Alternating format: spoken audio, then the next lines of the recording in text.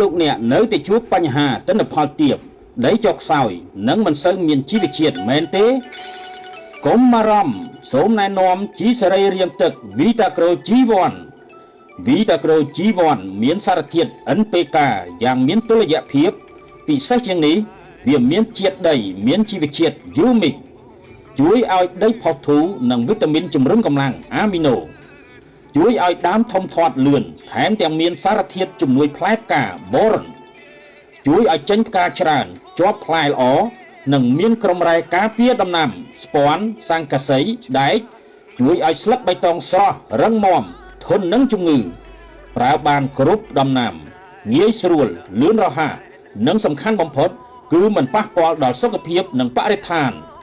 កុំឲ្យឱកាសកន្លងផុតបដូរមកប្រើ Vitagro G1 ថ្ងៃនេះដើម្បីទិន្នផលខ្ពស់បំផុតទំនាក់ទំនងឥឡូវនេះលេខទូរស័ព្ទ076 227 5501 097 209 782 Vitagro G1 ជីល្អជីវិតប្រសើរ